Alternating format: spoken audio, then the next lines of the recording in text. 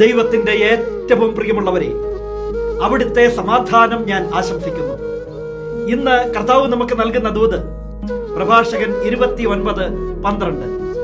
ദാനധർമ്മം ആയിരിക്കട്ടെ നിന്റെ നിക്ഷേപം, എല്ലാ തിന്മകളിലും നിന്ന് അത് നിന്നെ രക്ഷിക്കും.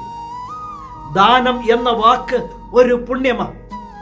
കരുണയുള്ള മനുഷ്യർക്ക്, കണ്ണീരിന്റെ വില അറിഞ്ഞവർക്ക് അത് ചെയ്യാൻ സാധിക്കും.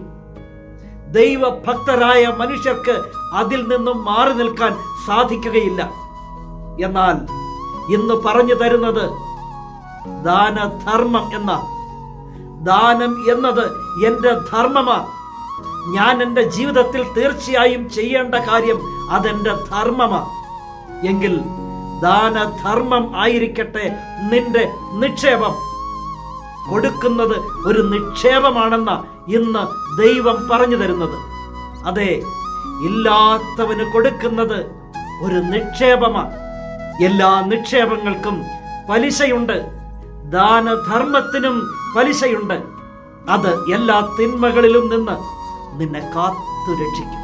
എങ്കിൽ ദാനധർമ്മം ആയിരിക്കട്ടെ നമ്മുടെ നിക്ഷേപം. എല്ലാ തിന്മകളിലും നിന്ന് ദൈവം നമ്മെ കാത്തു പിടിക്കും. നിന്റെ ദൈവം നിന്നെ സമൃദ്ധിയായി അനുഗ്രഹിക്കട്ടെ.